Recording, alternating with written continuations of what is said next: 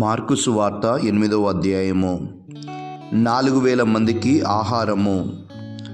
మరి ఒక మారు మహాజనసమూహము ఆయన యొద్దకు వచ్చెను.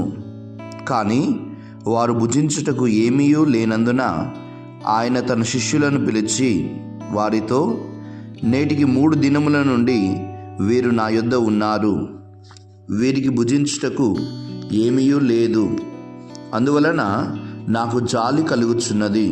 పస్తులతో వీరిని పంపివేసినచో వీరు మార్గ మధ్యమున సొమ్మసిల్లిపోవుదురు. ఎలైనా వీరిలో కొందరు చాలా దూరం నుండి వచ్చిరి అని పలికెను.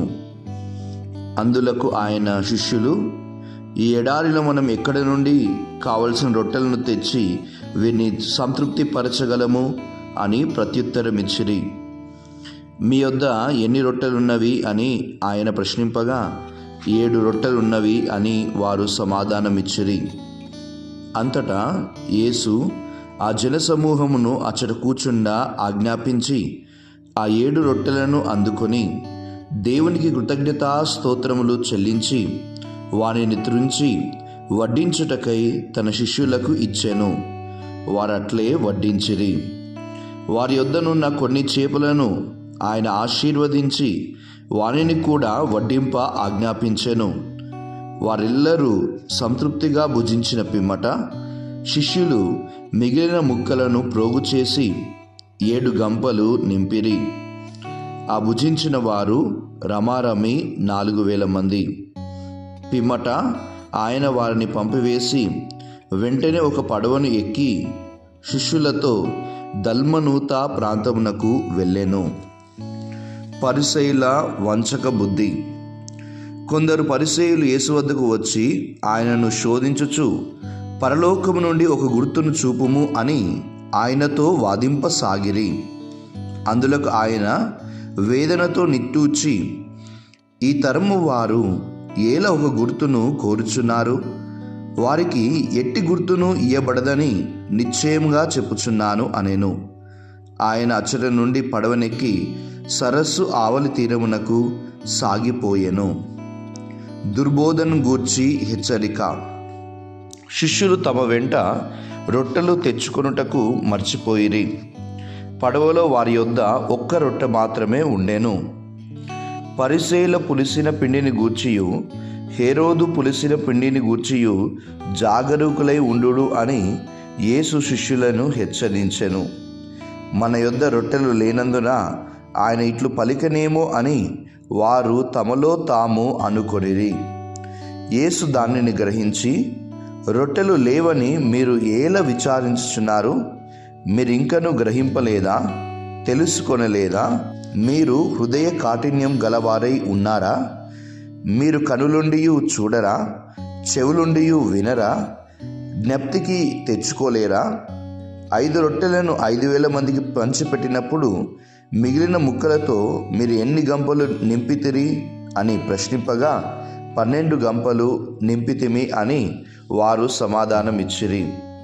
అట్లే 7 రొట్టెలను 4000 మందికి పంచిపెట్టినప్పుడు మిగిలిన ముక్కలను మీరు ఎన్ని గంపలకు ఎత్తితిరి అని అడగగా 7 గంపలకు అని సమాధానమిచ్చితిరి.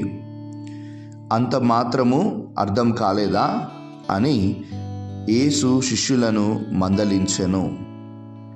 దుష్టి దానము. అంతటా వారు బెత్సాయిదా గ్రామము చేరిరి. అచ్చట కొందరు ప్రజలు ఒక గుడ్డివాణిని యేసు వద్దకు తీసుకొని వచ్చి వానిని తాకవలేనని ఆయనను ప్రార్థించిరి. యేసు వానిని చెయ్యి పట్టుకొని ఊరి వెలుపలకు తీసుకొని పోయి వాని కన్నులను ఉమ్ము నీటితో తాకి తన చేతులను వానిపై ఉంచి, నీవు చూడగలుగుచున్నావా అని ప్రశ్నించెను.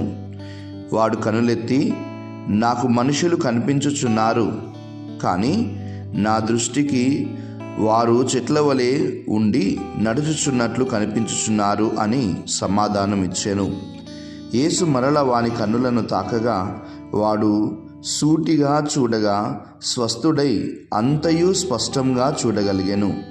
తిరిగి ఆ ఊరు వెళ్ళవద్దు అని యేసు వానిని ఆజ్ఞాపించి ఇంటికి పంపివేసెను. యేసు ప్రశ్న, పేతురు సమాధానము.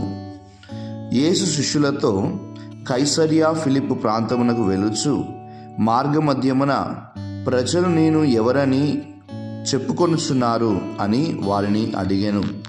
అందుకు వారు, కొందరు బప్తిస్మ యోహాను అని, మరికొందరు ఏలియా అని, లేదా మరి ఒక ప్రవక్త అని చెప్పుకొనుచున్నారు అనిరి.